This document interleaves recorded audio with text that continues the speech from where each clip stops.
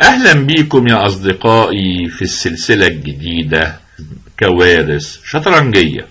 هيا نعترف، كل واحد يحب أن يرى لاعب عظيم يرتكب خطأ شديد، ربما نسميه حظ عاسر، وهذه السلسلة وضعتها للأصدقاء لكي يحسوا بالراحة بعد خسارة أحد أدوارهم بطريقة مخزية.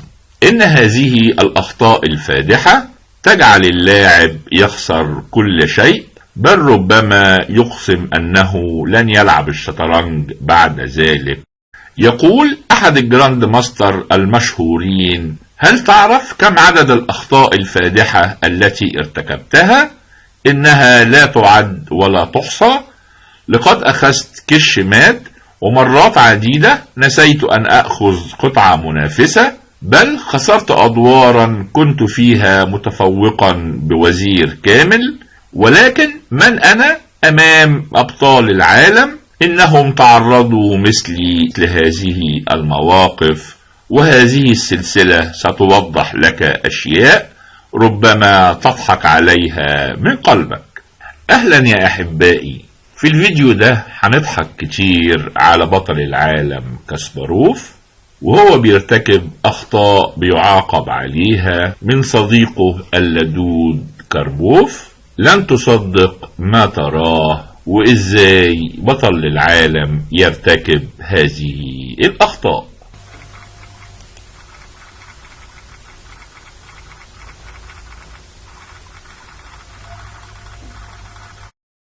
ودلوقتي يلا نشوف الكارثة الأولى لكاسباروف. الكارثة دي تحت عنوان حوش اللي وقع منك. كاسباروف بالأسود في بطولة العالم 87 الدور رقم 5 أمام كاربوف، بيحاول إنه يفوز في موقف تقريبا متعادل، وفجأة وجد نقلة بيفوز بيها برخ، ولكن نسى حاجة مهمة. يا ترى ايه هي؟ في الموقف ده اخر نقلة لكاربوف هي لعب A4، طالب ياخد على المربع B5، لكن البيدق محمي، ولذلك كاسباروف لعب DC3 بيفوز ببيدق وطالب الوزير. وبعد كوين C3 ابتدى كاسباروف يكثف هجومه ولعب كوين E6، بيحط الوزير مع الملك على نفس الوتر، وبيهدد H5 وياخد البيدق بتشك، والملك الابيض في خطر. لكن كاربوف تراجع بالملك وترك البيدق. بالطبع كاسباروف لن يفيده ان ياخذ البيدق بدون كش، لان بعد كوين G4 AB5 AB5 روك B5 بيوصل كاربوف للتعادل المادي. وحتى بعد النايت D2 طالب تشيك من F1. بالطبع الابيض لا يستطيع اخذ الفيل، والا نايت F1 تشيك بشوكة ملكية والاسود هيفوز، ولذلك الابيض بياخد الحصان، وبعد الاخذ بالفيل الموقف هيصبح متساوي، وده بالطبع لا يرضي كاسباروف، وعشان كده ما خدش البيدق، انما كمل BA4 وفاز ببيدق. روك B4 طالب الحصان وطالب البيدق، نايت D2 روك A4 نايت F1 تشيك كينج H3. الملك رجع لمكانه مش خايف من H4 لان الرخ بيحمي البيدق، وكاسباروف زود في هجومه بروك D1 كوين C2 طالب الرخ، روك C1 طالب الوزير. وهنا كاربوف لعب كوين E2 بيصوب مع الرخ على بيدق A6، ولكن كاسباروف ترك البيدق ولعب H5، وكاربوف موقفه بيتأزم، لكن لعب في هدوء بيشوب E1 بيمنع حماية الرخ الحصان، ودلوقتي طالب الحصان وكذلك طالب البيدق. وكاسباروف مرة أخرى لم يهتم ولعب كوين D7، مازال على الوتر مع الملك وأيضا بيطلب الرخ، وبالطبع الرخ لا يستطيع أخذ البيدق، وإلا الوزير هياخد على G4 بتشيك ميت، ولذلك كاربوف لعب مرة أخرى بهدوء كوين A6.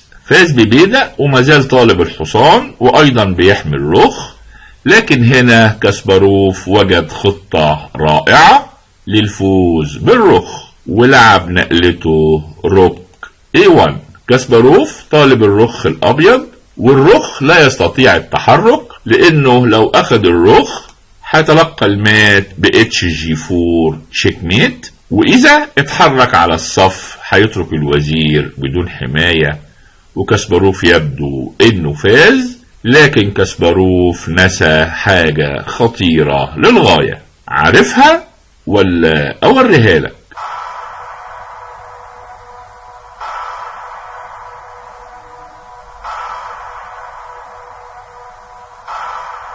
كاسباروف نسى البيدق المهم G6، وكاربوف لعب وهو يبتسم كوين G4 تشيك.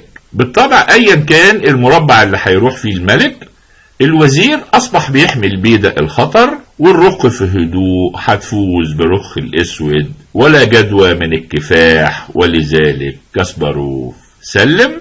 لسه زعلان لو تخسر دور. كاسباروف خسر بطولة العالم بهذه النقلة. ودلوقتي تعال نشوف الكارثة التانية لكاسباروف في نفس بطولة العالم، لكن في الدور رقم 23. لاحظ ان كاسباروف بيلعب بالاسود ومضطر انه يفوز، التعادل لا يفيده كثيرا، ولذلك غامر ولعب نقلة رائعة، ولكن ليس كل ما يلمع ذهبا. في الموقف ده النقلة لكاسباروف، وكاربوف بيهدد بالفوز ببيدق الE5، ولكن كاسباروف اللي واضع 3 قطع ثقيلة على العمود F ومحاصر الملك الأبيض لعب النقلة الخبيثة بيشوب C5 وترك البيدق، على أساس إن كاربوف هيقع في فخ لو أخد البيدق، لأنه هيكمل روك G1 تشيك، كينج G1، روك F1 تشيك، والملك لو اتحرك هيلعب بيشوب D6 وهيربط الرخ على الملك ويفوز. بينما لو أخد بالوزير هتجي المفاجأة الكبرى بD3 بيكشف كش بالفيل، والملك لازم يبتعد، والاسود هيفوز بالوزير وهيفوز بالدور. اذا اخذ البيدق به سم قاتل، وكاربوف لعب ببساطة روك C6، نقلة رائعة. طالب يفوز بقطعة بروك C5، وبعد كوين C5 هياخد الرخ تحت حماية الوزير، والابيض بيخرج فائزا بقطعة، وله 3 بيادق رائعة في طريقها لمربع الترقية ويفوز. ودلوقتي خطة الاسود بالفوز بروك G1 تشيك اصبحت خطة سيئة، لان بعد كينج G1 روك F1 تشيك كوين F1 هنا النقلة D3 بيكشف كش بالفيل لا تصلح، لان كاربوف له الفرصة لاخذ الفيل ومازال الوزير محمي بالملك، وبعد كوين C5 تشيك الملك ممكن يبتعد او ممكن يغطي بالوزير، والابيض يخرج فائزا بقطعة وله 3 بيادق الى مربع الترقية. اذا تهديدات كاربوف قوية للغاية، ولكن كاسباروف كان له رأي تاني ولعب النقلة اللي بيفتكر انها رائعة، روك F3. بالطبع الرخ ممكن يتاخد بالبيدق، ودي النقلة اللي اتلعبت في الدور، ولكن الوزير مطلوب، ولو حب ينجو بنفسه ملوش غير مربعين فقط، اما المربع E2 او المربع C2. مثلا لو لعب كوين E2 الاسود هيفوز بروك G1 تشيك كينج G1، وهنا هيلعب مباشرة D3، وسواء الرخ اخد الفيل او الملك اتحرك الاسود هيفوز بالوزير وهيفوز بالدور. لاحظ ان نفس الخطة هتنجح لو الوزير راح لC2، ولذلك كاربوف اختار ان ياخد الرخ، وكاسباروف كمل في خطته بروك F3 طالب الوزير، ولا أمل في النجاة بالوزير زي ما هنشوف بعد قليل. على أي حال كاربوف كمل روك سي 7 تشيك، والكش دي كش مهمة للغاية، وهنعرف ليه. إن الملك مضطر إن يرجع للخلف، وهنا ظهرت المشكلة مرة أخرى. الوزير مطلوب وملهوش أي مربع للهرب.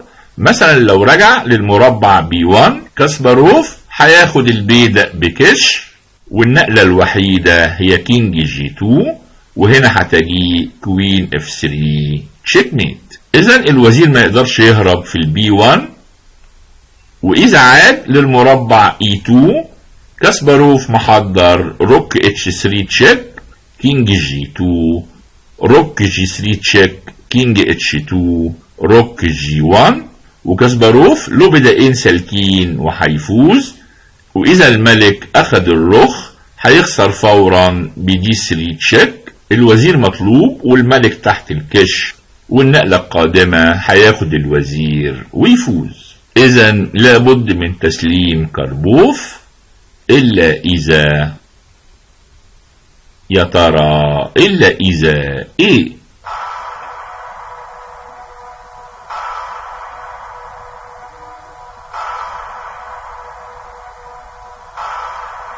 كاربوف لعب النقلة المنقذة بيشوب H6، بيترك الوزير وطالب الوزير الأسود.